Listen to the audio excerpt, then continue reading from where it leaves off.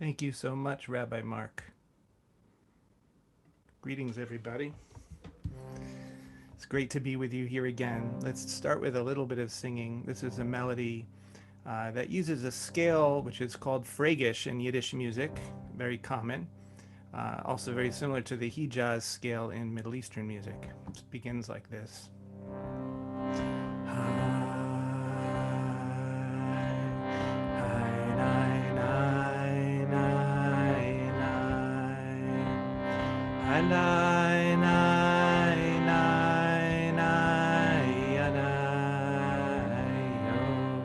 That's the first piece.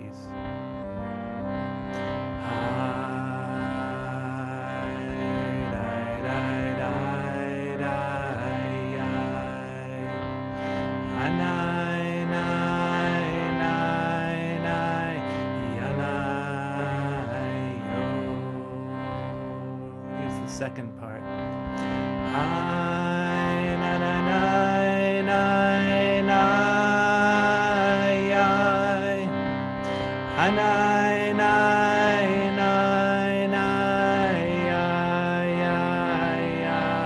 That's it. I na na na na na I na na na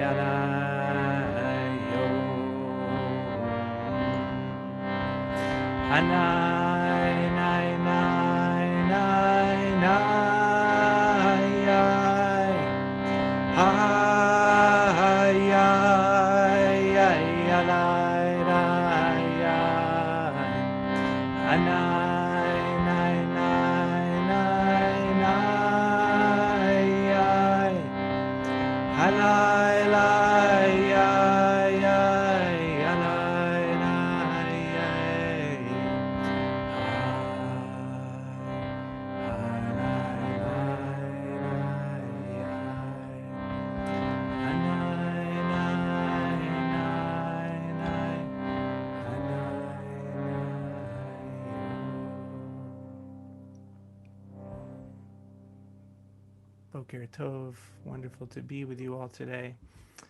In the community that I lead, we are studying the Hebrew letters right now in a form that I call the 32 Paths of Presence, based on, of course, the 32 Paths of Wisdom of Kabbalah, the 10 Sfirot and the 22 letters, 22 Hebrew letters. And so right now we're looking at the letter Nun, and that's what I'd like to share with you a little bit about. Give me a thumbs up if you can see the Nun on the screen. Okay, great. So in this way of categorizing, this is path number 24. And Nun means fish in Aramaic, and the spiritual qualities and teachings and practices have to do with the recognition of impermanence and faith in the sense of faithfulness, meaning faithfulness to return when we get distracted or leave the path for a variety of different reasons, but particularly the reason of experiencing the pain of impermanence, which is appropriate to the month coming up, which is the month of Av. If you'd like to say the Torah blessing with me or an Amen at the end, Baruch atah Adonai Eloheinu melech haolam, asher kedishanu b'mitzvotav v'tzivanu la'asok b'divrei Torah. Amen. So here's a little wonderful piece of Gemara that brings out this association of the letter Nun with those qualities that we talked about. So it says, Amar Rabbi Yochanan said, Mipnei ma lo ne'emar nun ba'ashrei. Why is there no nun in the ashrei? So the ashrei is a piece of liturgy that has verses. The verses begin with each letter of the alphabet, and it has all the letters except the letter nun. It leaves out the letter nun. So it's asking, why is that so? And then it answers, Mi penei sheyesh ba mapaltan shel sone Yisrael, because it contains an allusion to the downfall of the enemies of Israel. Dichtiv, as it is said, nafla, and that's the word nafla. I made the letter nun a little bit bigger there, and it means fallen. Nafla lo tosif kum betulat Yisrael. The betulat Yisrael, the maiden of Israel, has fallen and she can't get up. This is the original I've fallen and I can't get up.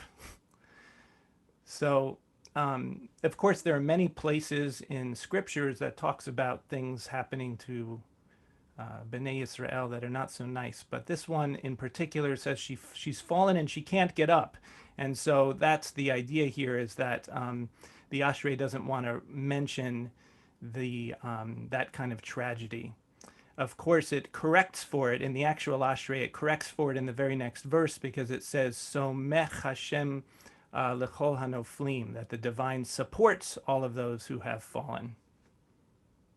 And it's not true that she can't get up, but of course that's the fear that can come up for us when we experience some kind of fallingness, is that that we're going to stay there forever, that it's not going to be a descent for the sake of ascent.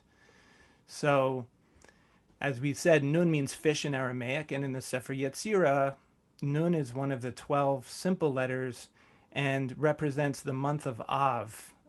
In my understanding of it anyway. There are many different versions of the Sefer Yetzirah, but to me, the Nun is clearly representing Av, because of the fact that Av is the place where we embrace impermanence and disintegration as an integral part of the spiritual process.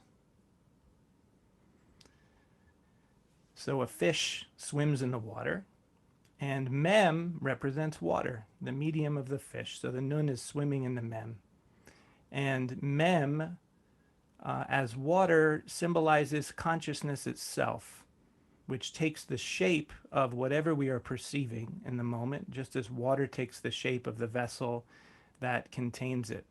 So this also relates also to what Rabbi Mark was referring to before, with regard to the practice of surrender, which means letting go of resistance to whatever is arising in our experience. And this is an aspect of meditation. It's a way of thinking about meditation, that our consciousness is like water, fully connecting with, intimately taking the form of whatever is present on all levels without shrinking away from it.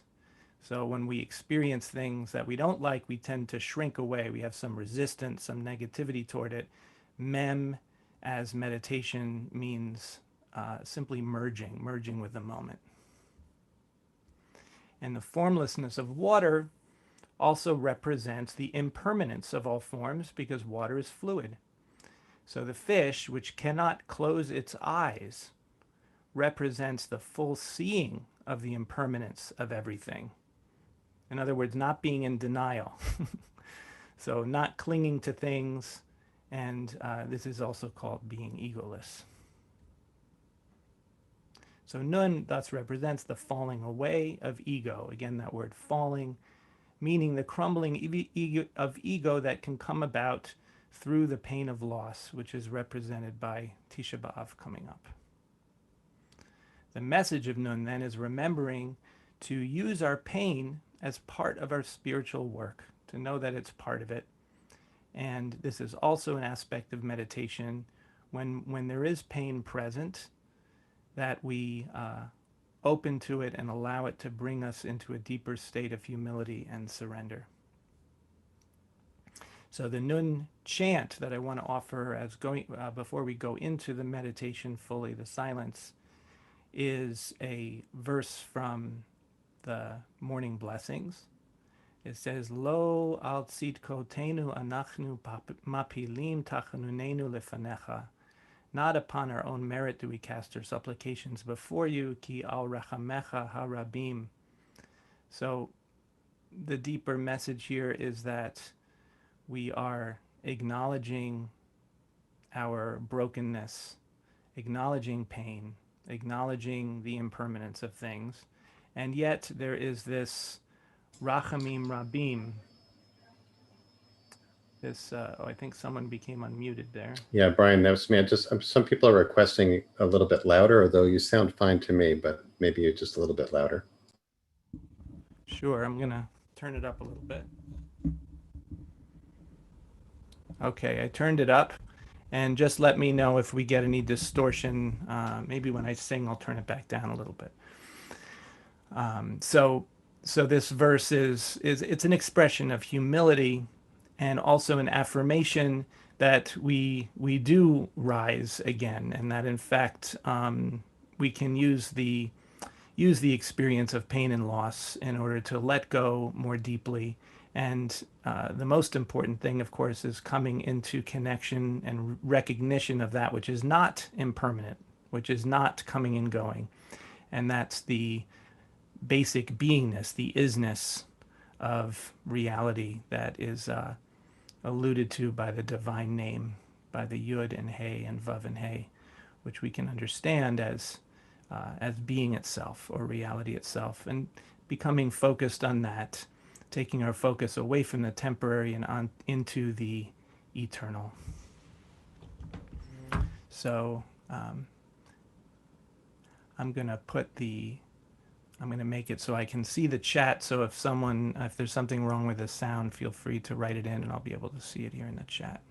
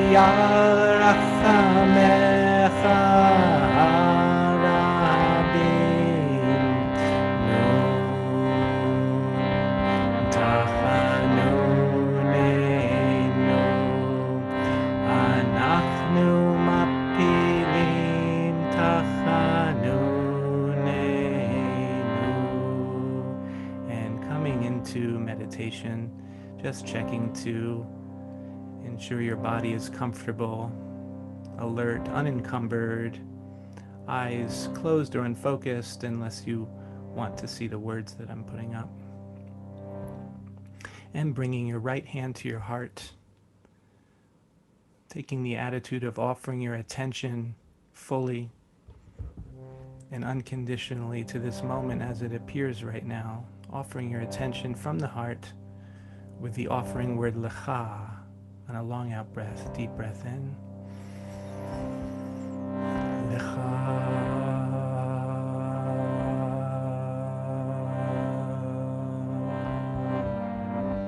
And bringing left hand to your belly, feeling awareness flowing down like water, soaking into all of your cells, soaking into all of your organs, flowing down from your belly, down through your legs to your feet and toes. And rising up into your chest, your heart, shoulders and neck, down through your arms to your hands and fingers. Filling your torso and your limbs with consciousness, rising consciousness into your face, facial muscles, brain and nervous system, bringing a little smile to your lips. to be the joyful presence connecting with the body and anchoring this body awareness with Na'ase. Deep breath in.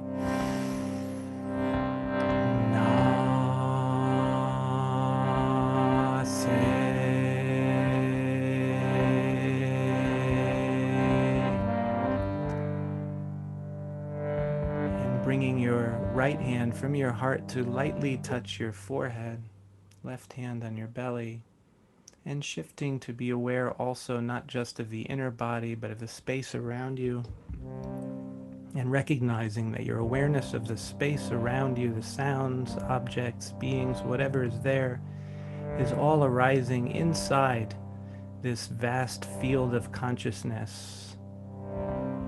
Your body, your thoughts, your feelings also arising in this one vast field of consciousness. And you are this field within but beyond body, mind, and feeling. Affirming your identity with this openness, this vastness, with Vinishma. Deep breath in. Vinishma.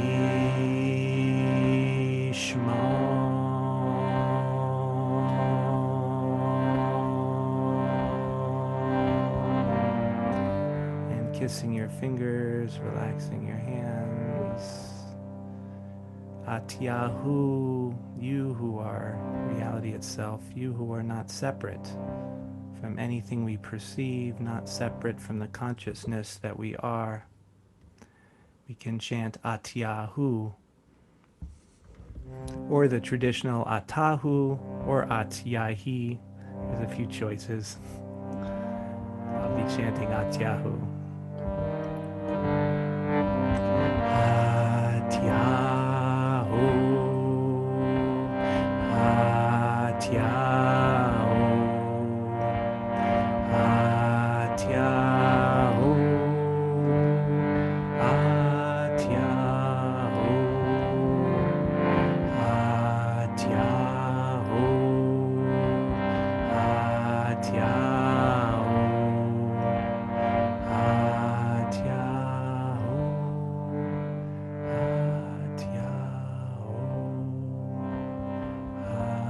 Atyahu.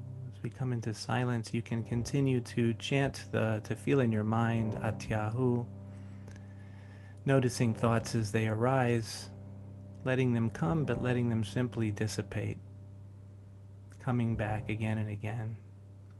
And we'll come into silence for about 8 minutes.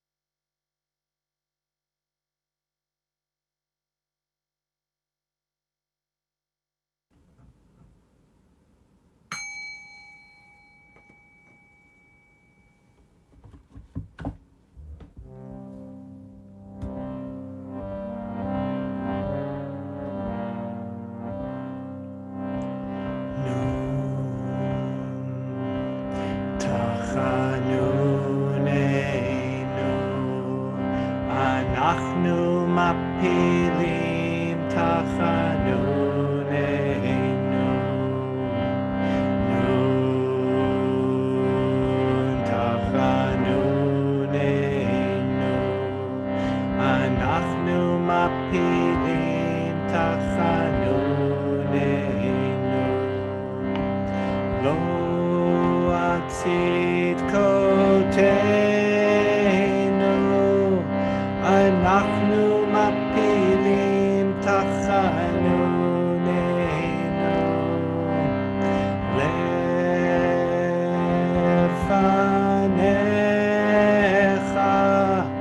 ki al rachamecha harabim.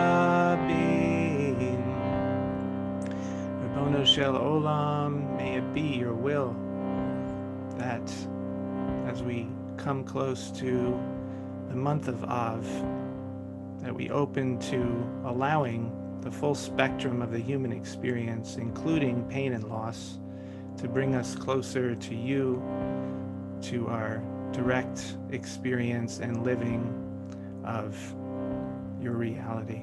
Oseh shalom bimromav hu ya'aseh shalom aleinu v'yakol Yisrael v'yakol yoshvei tevel v'yimru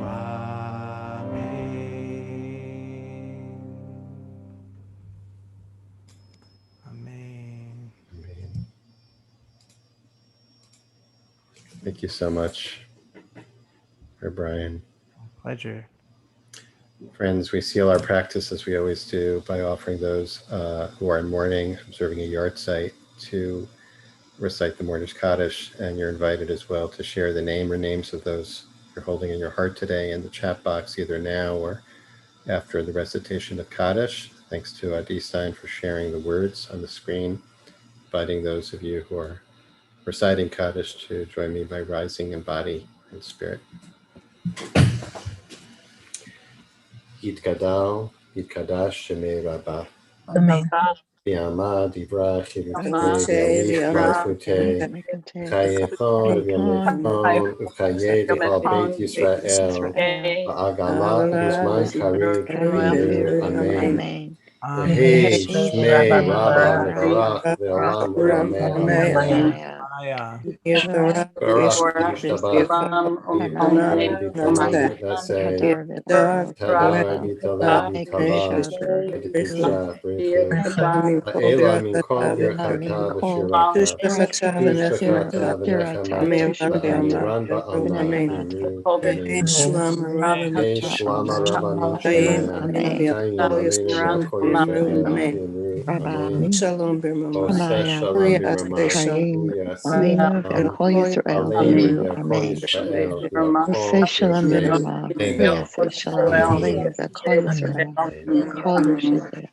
Amen. Amen. Amen. Thank you, everyone, as always, for joining us. I hope you'll join us tomorrow. If you're leaving us now for practice, tomorrow we'll be led by Cantor Heather Batchelor from Montreal, and on Friday we'll sit into Shabbat together with Marita Anderson leading us from Atlanta. I want to thank Rabbi Brian Yosef Schachter Brooks for leading us as of today so beautifully. Looking forward to some conversation about that gorgeous teaching and practice and music. Excuse me, in just a moment. Thanks to Adi Stein, as always, for holding our space with grace and skill. And thanks so much to you, Kamara Elaine Altman Corbin, for sponsoring the practice in loving memory of your beloved father, Leonard S. Marcus. Zichrono Libracha, maybe be a blessing. So if you do have a question, if you're able to stay on, if you have a question for Reb Brian, please put it in the chat box. I'll try to keep an eye on that. If it's a question, preface it by putting question. So there's a very practical question, Brian, about the music and the instrument. So I want to invite you to, I don't know if you're in a position to show the instrument or not, but I think people are interested, and maybe you can say a few words about that. And then I'd like to get into the substance of that teaching, that Torah for today. Sure. Yeah, the instrument it's a harmonium, which is an Indian instrument that's used for chanting. um, that I Judaized. So this is the harmonium. I learned I can't verify it, but I learned that it's actually of French origin at some point when the French colonial powers came into India. They brought something like this. This one's made by David Estes in California, who's the only one I know of that makes them light enough to carry on your shoulder. So that's why I have this one. If we have time, I want to get back. I want to come back around to that and talk about the role that it plays in this kind of practice, this particular instrument. But a couple of really good questions coming up. So there's a question from Laura, who always asks great questions. Could you expand on how to make use of pain and brokenness as part of our spiritual work for ourselves and our loved ones? Just to put that question in context, as people know, if you've been on these sets for the last few weeks, we're in the midst of this period in the Jewish calendar known as the 3 weeks between the 17th of Tammuz, which marks, according to Jewish tradition, the breaching of the walls of Jerusalem, and we're moving towards Tisha B'Av, the 9th of Av, which marks the destruction of the temple, or the complete shattering of the walls and the falling open. If we think about that as symbolic of a spiritual practice, really these are 3 weeks of allowing our hearts basically to crack open. Or in terms of your teaching, Brian, today, I was thinking about it in terms of allowing our ego to kind of fall open and to melt or disintegrate, or take the form of the nun. So we'll get there. So why don't you maybe comment on that, because it doesn't sound like a fun thing.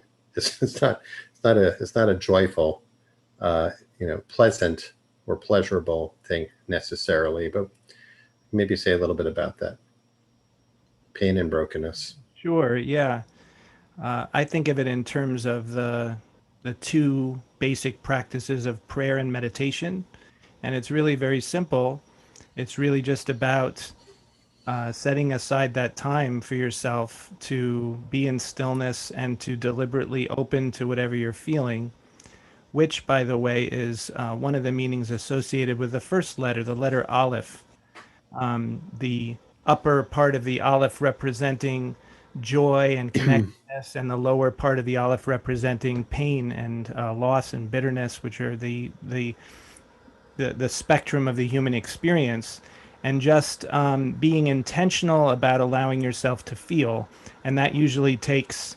You can do it anytime, but it's much more effective if you just sit and you're not doing anything else. So meditation is very helpful for allowing whatever feelings that we may normally block, because in the course of life we have to set them aside to get things done, or we just don't want to feel them. And so that's how negativity gets lodged in our nervous system. And the bad part about that is that then we're less sensitive because we're deliberately holding back our awareness. We're more shut down.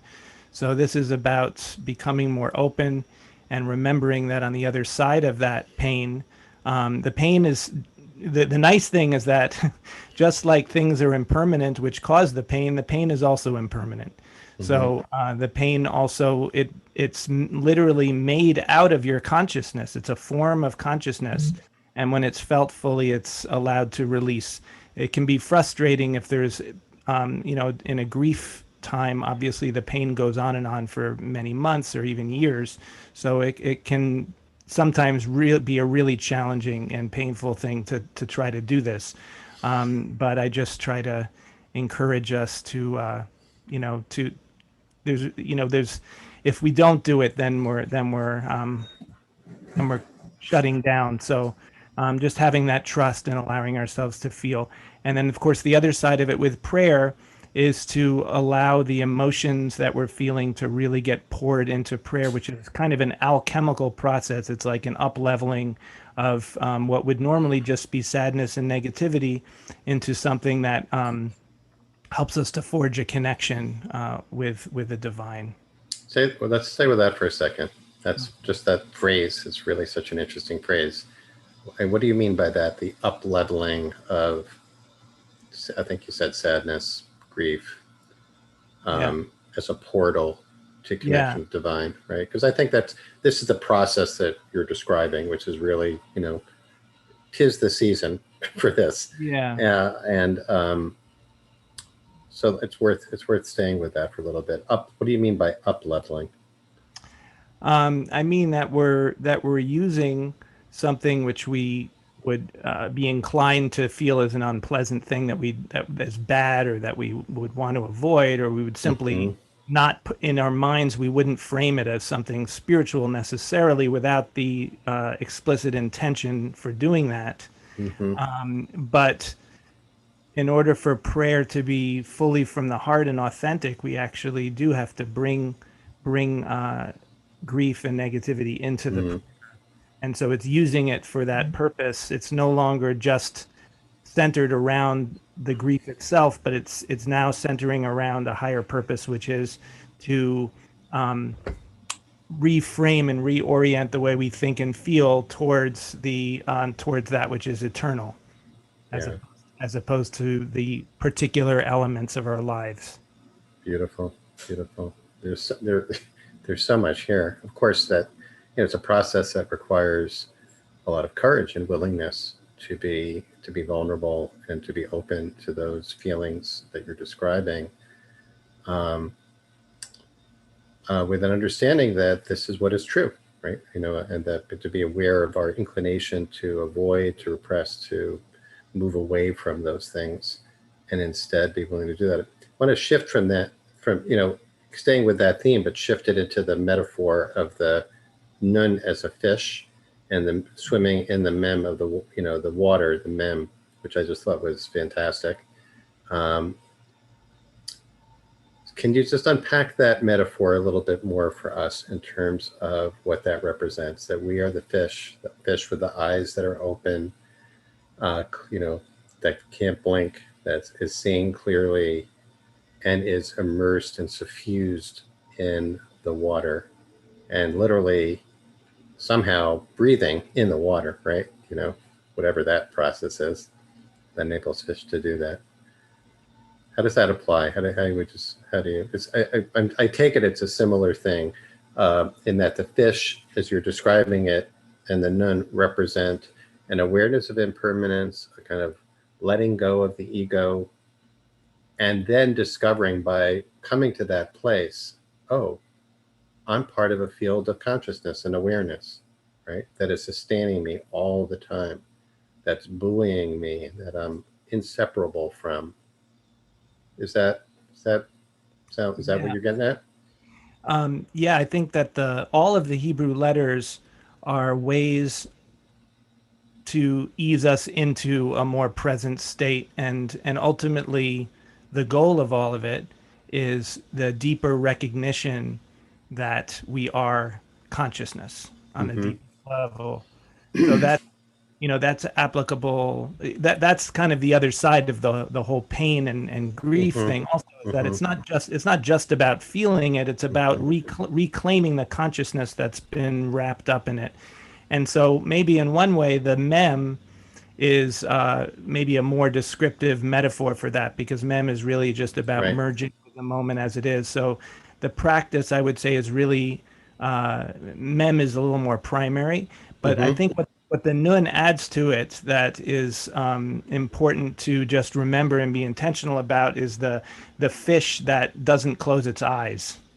I really think that that's the that's the key, because we tend to want to resist, and so the nun is reminding us, merge with the moment, and also be aware that you may have this tendency to be in denial, and to just let yourself be open and be with it as it is completely. That's the reminder of the nun. And to know that, and to know also ultimately that the goal is that by opening and by feeling, we're in a process of knowing ourselves more deeply as the consciousness, rather than just as a person with thoughts and feelings and so on. There's another level, a deeper level. There's this question from Lori. Can it be that the nun, the Tachnunenu prayer chant, also tells us we don't have to earn compassion by our own merit or achievements, but just by showing up in our full beingness, we are worthy of God's compassion, contrary to societal "you got to earn it" trope. Yeah, That absolutely. brings us back to your, the chant. Go ahead. Yeah, no, absolutely. I like to talk about that a lot because that can also be an unconscious assumption that we have that if we haven't achieved a certain level or if we're not good enough or not holy enough, then we're not going to really be able to access what we call divine or inner freedom or any of these words. And it's actually, yeah, it's completely free. It's not, you don't have to earn it, but in a sense you do because you have to practice in order to acclimate yourself to open it and open to it and experience it. The other analogy, the metaphor that I was thinking about the fish in the water, is that we all have actually the lived experience, as far as I know, of resting in the waters of the womb, which is Right. the other metaphor. Our eyes may or may not be open there. I don't know, but um, we have been there. Right. And rachamim, of course, which is translated as compassion, shares the root of rechem, womb. So that's, when people think about compassion, um, it's really synonymous with this idea of I am resting in the womb of the universe. We are resting in the womb of the universe. It's not something we earned. It's not something we chose. It's a matter of grace, and coming to that awareness of feeling utterly protected and safe within that compassion is very, very powerful. This idea of being born and reborn in every moment, that moment through that. So, what Yeah. about the harmonium? Just say a few words. We have just another minute, maybe. How does that help? The vibrations and then the cessation of the vibrations for you. How does that work for you in your practice?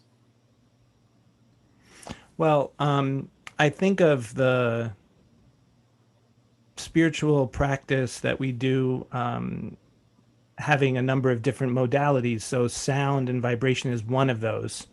Kavanah is another one. Body movement is another one, which we did. I did a little bit of that when we touched different parts of the body.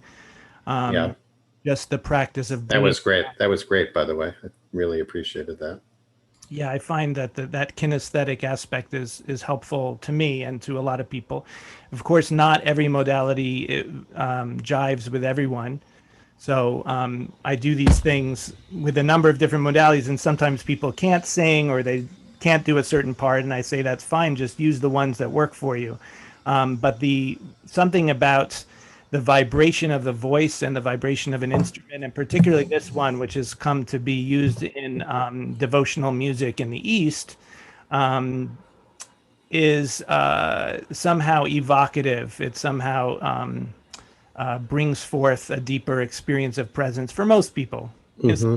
some people don't like it. I love it. There's a just to close. There's a question from Bimia about how this is related to social justice, and maybe I just want to throw this out: is that there's something about the vibration, the sound of the harmonium that I find it both soothing, but also, like you said, some people don't like it, and I wonder if maybe because there's a little bit of it kind of functions like the shofar in that sense, of that it's kind of a wake up. Then it has that vibration, but it also represents kind of a cry, and it feels like there's pain wrapped up in it too, which fits very well with your teaching for today. So that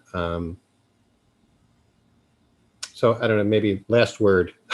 Yeah. I'm, I'm I'm enjoying myself here. I'd like to go on, but we have to wrap it up. But The social how would you apply this? How do you think this helps us in our awareness of and response to the need to pursue social justice? Well, I think that In sometimes 30 that, seconds, yeah, 30 yeah. seconds or so.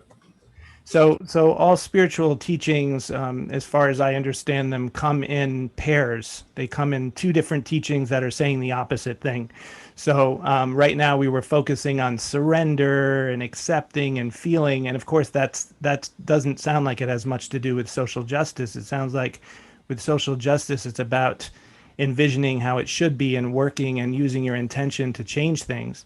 And both of those have to go together, because if they don't go together, then what you're doing is you're not necessarily intentionally, but you're kind of denying half of reality. And the way that works with surrender and meditation is that we tend to surrender and say, okay, I'm opening to how this moment is, and therefore I don't need to do anything about what I don't need to address anything about this moment. But then you're really not accepting how the moment is, because part of how the moment is that we need to address it.